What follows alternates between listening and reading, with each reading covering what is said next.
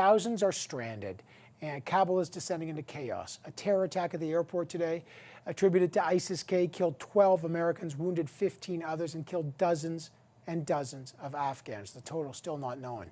Can Canada really still help some out, as Justin Trudeau just said? Now, everybody's been asked about this, and Mr. Trudeau, as you saw, defended it. But how is it actually going to happen, and what is the political fallout? The press gallery's here. Talk about that. Joyce Napier is the Ottawa bureau chief for CTV National News. Laura Stone is a Queen's Park reporter with the Globe and Mail. Besma Momani, professor with the University of Waterloo's Department of Political Science. And Dalia Fahmy is an associate professor with Long Island University's Department of Political Science. Welcome, all of you. And let me just start, because we just watched Joe Biden. And I'll start with you, Dalia, if I might, Dalia Fahmy, Professor Fahmy. What did you make of Joe Biden defending that America will stick to the August 31st deadline, finish their mission, but go after ISIS? He said a lot in there, but nonetheless, on his watch, a deadly attack and a shambolic end to this mission. How is this playing out politically there and in Afghanistan?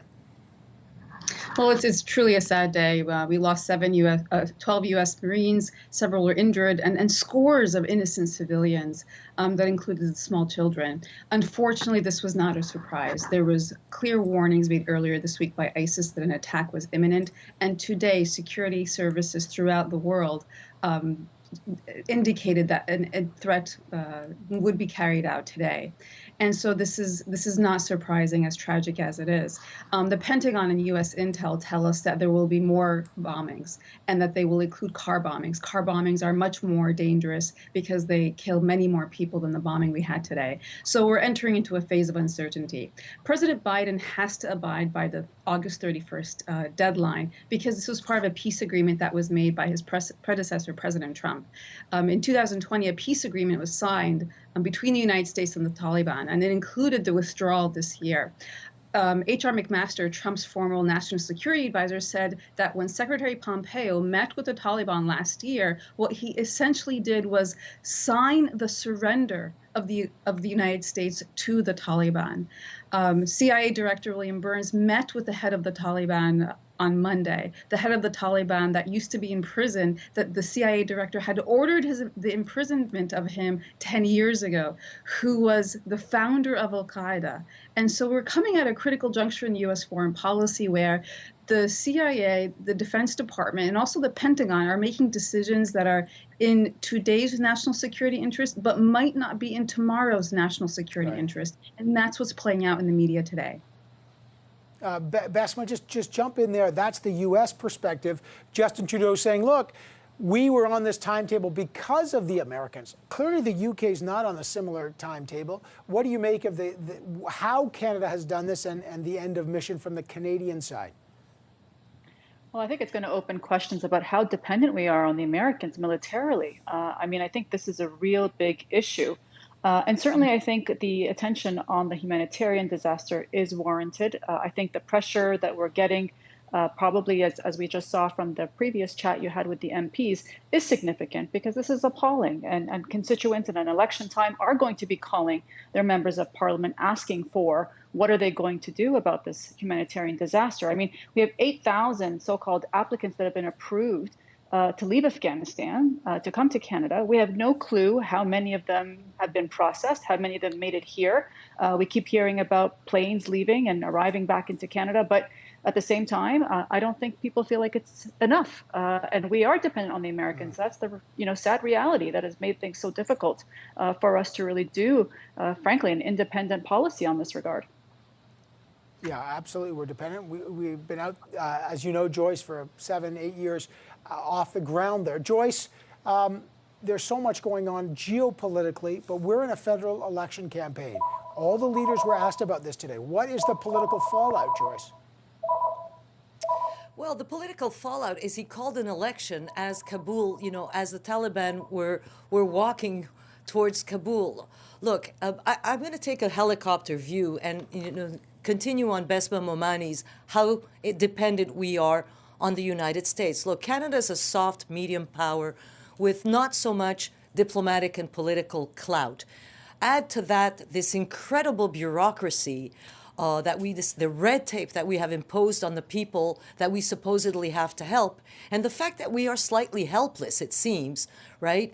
I was with Justin Trudeau last week, and he made it very clear that he does not negotiate with the Taliban. He does not negotiate with terrorists. Well, maybe somebody should tell him that negotiating does not necessarily mean recognizing the Taliban, but at one point you have to sit down with them the way the Americans did. That's how this is happening. As flawed as these operations may be, you have to negotiate even with your enemies. That's what diplomacy is. Diplomacy is not there to deal with your friends. It is there to deal with your foes, really. So, this is a prime minister who's on a campaign. This is a government that's in caretaker mode. And we asked him that question last week. The prime minister is campaigning. The ministers are seeking re-election as well, the ministers that should be responsible for these files. So Right. who's in charge? Is it bureaucrats? Is that why this has become so complicated? People who have all the permits they need but no passports are turned away? Like the things that we are hearing are just beyond belief. So is Canada well organized? Absolutely not. But it speaks to the lack of clout, diplomatic and political clout, that Canada has on the international stage. Laura, what's your view of how it's playing out politically? I know Mr. O'Toole, Mr. Singh saying it shouldn't have ever come to this. We are too slow. Does this, and it's knocking off whatever campaign messages the parties want to talk about, this is what they're talking about. So does this have a long-term impact?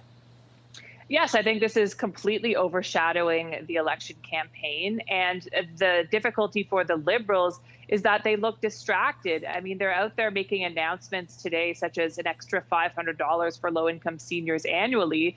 And Mr. Trudeau is getting pounded with question after question about why his government hasn't moved faster to get Canadians out. And so he's trying to wear these two hats, as Glenn McGregor talked about earlier, of the Liberal leader running for re-election, trying to win a majority government, trying to appeal to a broad base on a variety of policies such as housing. And then he is still supposed to be the leader of this country in charge of this very tenuous situation. So it is knocking the Liberals off track and knocking them off their message of who Canadians want to lead in this post-pandemic recovery. And I think the danger is it reminds the public of this big question of why we're having this election in the first place. And I think that is a major risk for the Liberals as they head into the third week of the campaign. Talia, two things strikes me not only about the U.S., but about Canada. You got Joe Biden saying, we're getting out. This is not the war we need. Our mission was to get rid of al-Qaeda. That's done. We're not a nation building. So we're out by August 31st. But hang on. We will go after ISIS-K. We will we'll project our power. Canada saying we're out. We have no embassy, but don't worry, we'll still help people get out. What leverage does any country have now on the Taliban to actually accomplish what they're saying when they're actually in full retreat mode?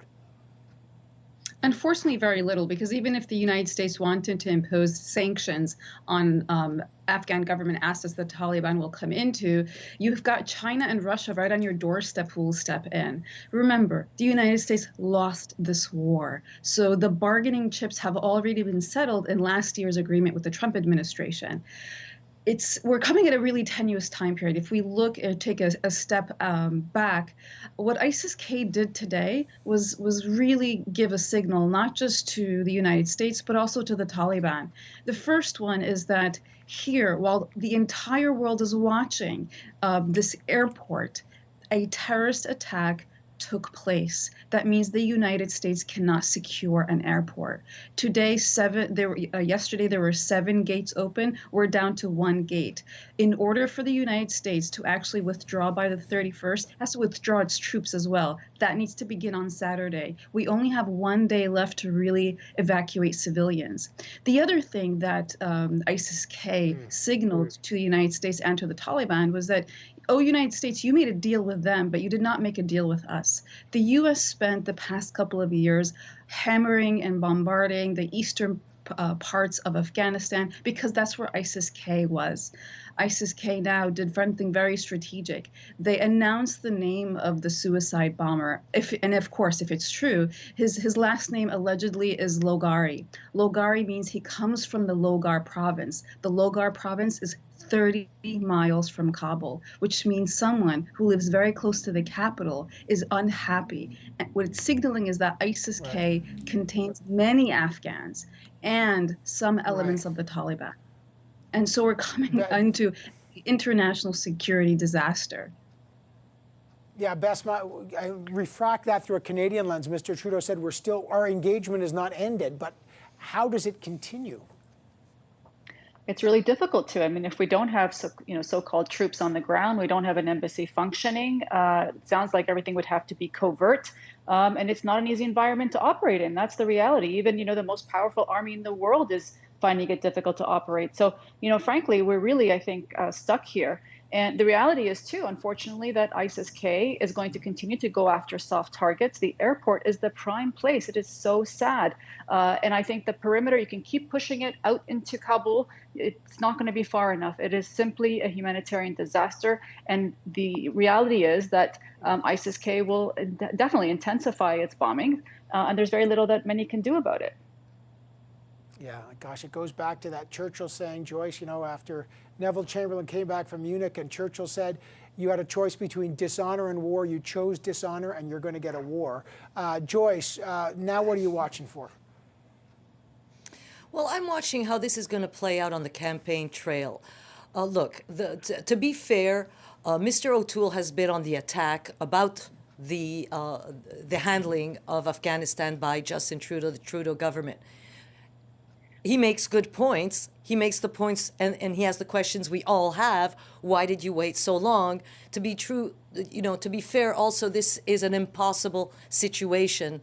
Look, other countries are having a hard time as well. Canada is not doing too well. But, the opposition leaders who want to beat Justin Trudeau, when they're asked, and they were asked several times, Mr. O'Toole, what would you do? He has no answer. He just goes on the attack and says it was badly handled by Justin Trudeau and his government. It was badly handled. That's fine. We got that message. But we would like to know now, in this chaos, and it is true chaos, what would you have done better?